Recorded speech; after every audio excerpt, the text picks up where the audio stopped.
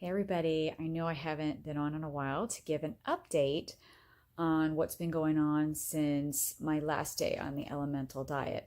And that is because I'm still pretty much on the elemental diet, but I have made some headway in some food reintroduction.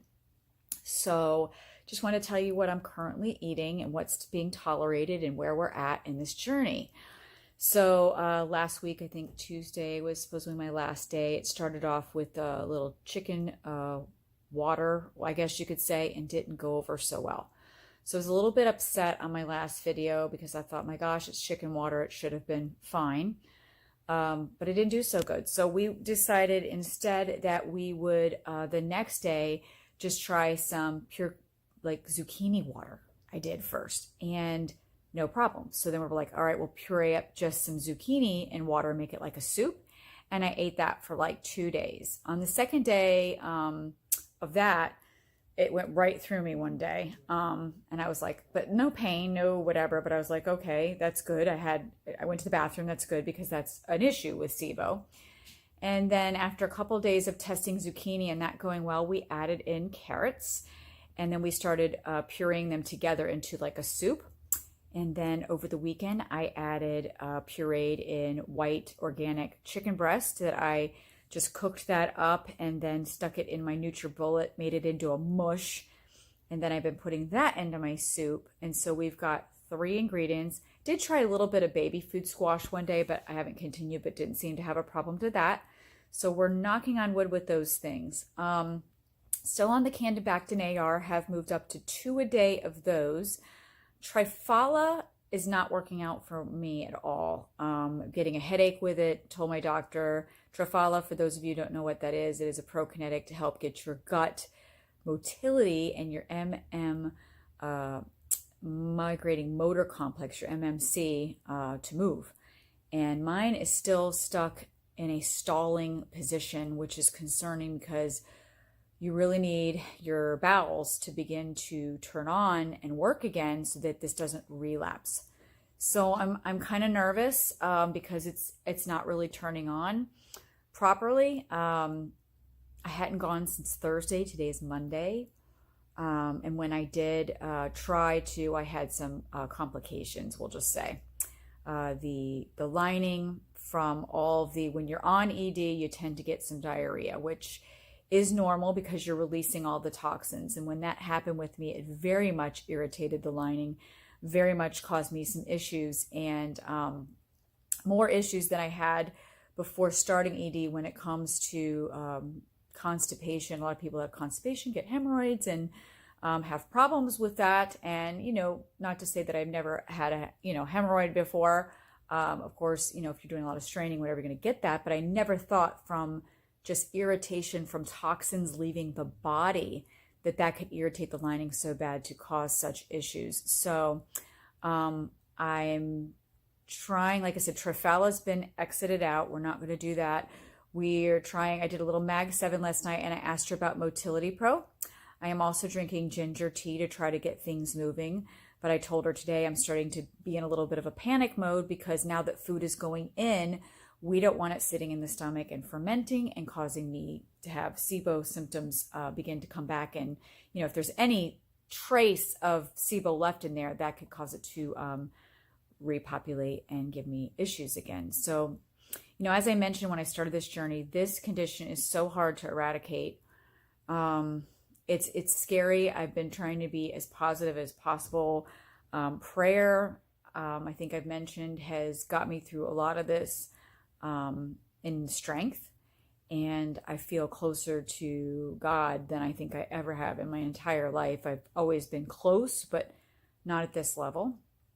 I don't know sometimes if God brings us through these things. I don't think he necessarily gives it to you, but maybe lets you go through something like this to maybe bring you closer to him. But it definitely has made me more spiritual than I've ever been. So next steps right now is to just keep eating what I'm eating, and then I'm going to add like green beans next into that soup in a pureed form. And then from there we will start looking at some other foods that we can slowly add and slowly start to remove the shakes because I'm still drinking the shakes. There's no way I can take those out yet right now. The Candibactin BR we're supposed to start, but we were waiting to get some more of that like chicken and protein in there. And also I want to make sure again that my bowels are working.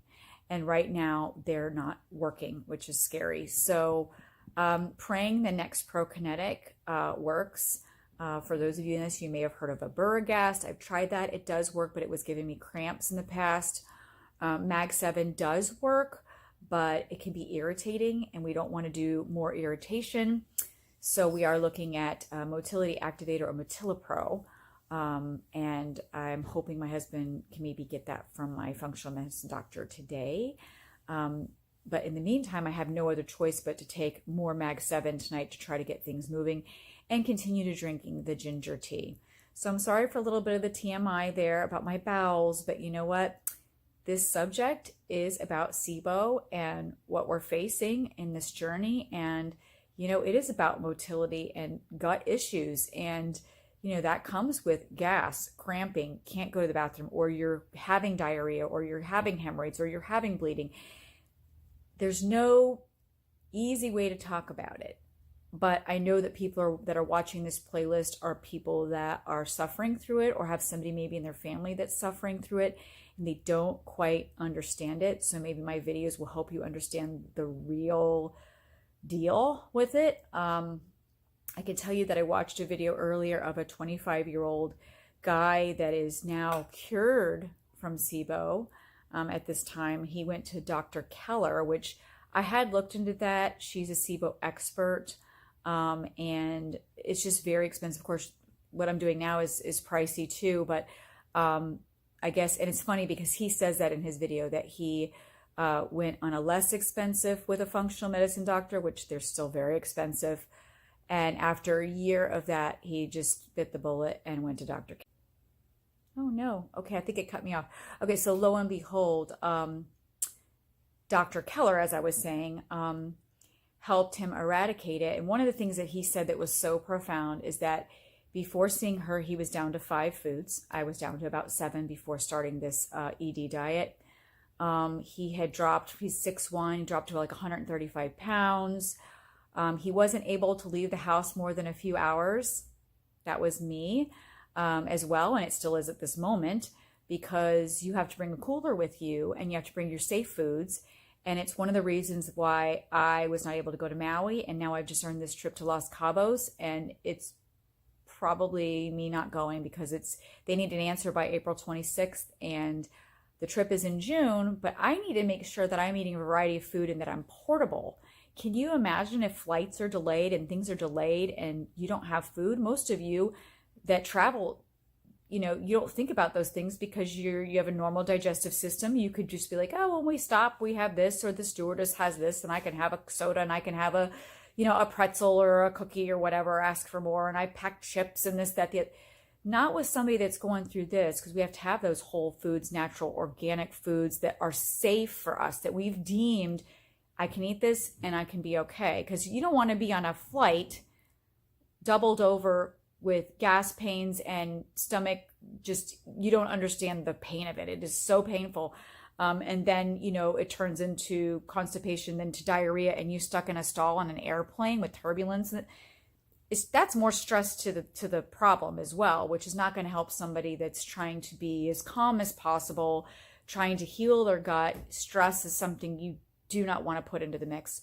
So he was saying these things. I'm like, oh my God, that's so us. That's so me. I've had to pack a cooler, and I had to, you know, my niece got baptized before we did ED. You know, it was just over the bridge. It was just, you know, 30-minute drive, but it's like I had to pack the cooler, make sure I had my tea, and make sure I had my acid pill, and make sure I had, it is like a journey to travel with a chronic illness like this, to make sure that you have what you need. But flight travel, especially if it's a long flight travel, becomes even more difficult if you're on limited foods and supplements and all types of other things. So I have to be deemed, this week is Holy Week, and, you know, we've been praying for an Easter miracle, and I do feel like, you know, I'm way better than I was when we started this, but I'm concerned about the motility right now. So we need that to start working, and we need more foods to be entered in. And if all that can happen, then, oh my gosh, I'm going to sneeze right in the middle of a live video. No, I'm not. It's gone. If that can happen, then maybe if I can get much better before April 26th to give Avon an answer, then I'm going to go to Los Cabos. But if I'm not, then there's no sense in stressing myself out and being worried about what I'm going to eat and what if the travel. And, you got to, when you travel, you got to be ready for anything. And coming from somebody that was fearful of travel years prior because of IBS symptoms that I was having, which caused a lot of anxiety and panic disorder, I learned coping mechanisms then on, well, take this with you. This is safe. And at that time, I was eating pretzels and I was able to have peppermint. And I was able to have certain things. And I was taking Imodium AD and I was bringing Gas X. And it was all those things. Can't take those things now. Can't even take a Tylenol now. Can't even take an Advil now because you can't put anything in there that could potentially hurt, which is why I tell people that I have been in the house, literally haven't been to a store, I haven't been to church.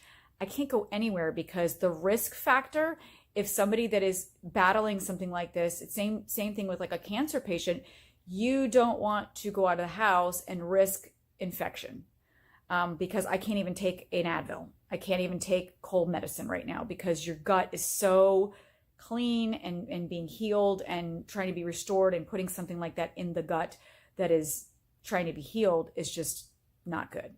So I'm staying away from, and I've told family is supposed to come here for Easter, and I've told them, I says, nobody better have an inkling of a cold, nobody better be sick. Everybody needs to be well. And so it's really important that you just try your best to stay well during this. So my phone has rang 3 times and cut my video off 3 times. So hopefully this is transmitting properly. So basically, for those of you going through this, I know there's a lot of information that I'm sharing, and by all means, I'm not a doctor, I'm not whatever, but I'm sharing the journey so that, maybe this helps you or somebody that you love that is going through this. And again, if you need the extra support, feel free to type down below to me, let me know what's going on, maybe we can support each other. Or also check the links down below in the description bar for those 2 groups that I said have been just wonderful and a good help to me. And I will keep you guys posted on, upcoming weeks here. I just got off the phone. Like I said, I was interrupted 3 times during this video. So if it's a little chopped together, that's why. But it was my functional doctor calling. We've got to get a plan in place for this evening to make sure that I get on something to get my system working, to, eat, go to the bathroom. I mean, that's a normal function that a lot of people, I guess, take for granted. All of you that have normal stomachs, you eat and you use the restroom. You eat, you use the restroom. And for those of us with gut issues, SiBO, IBS, whatever, some people eat and it runs right through them and they're sick with diarrhea, and the rest of us can eat and we may not see the bathroom for days and days and days on end. And there's like no cramps, there's like no nothing until it's too late. And I told her that's my biggest fear, is that this is the calm before the storm. I'm starting to get where I can tell that I'm full and I'll get nauseous, and that's like toxin buildup, things are fermenting, which is, we don't want that. That can put me right back where I was. I did not do this ED to go backwards. So yeah, I'm a little nervous right now in regards to that.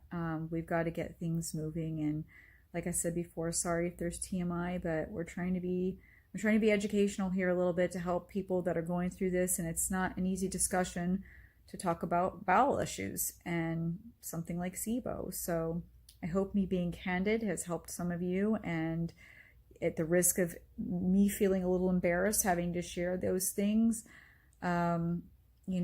I feel it's important because, we can't candy coat the condition. It is what it is, and it's what I suffer through and what other people are suffering through. And if it can help just one person, then awesome. If it can help more and be a movement, awesome.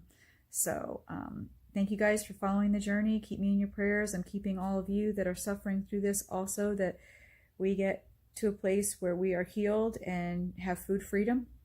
And we'll see you guys soon. Bye, guys.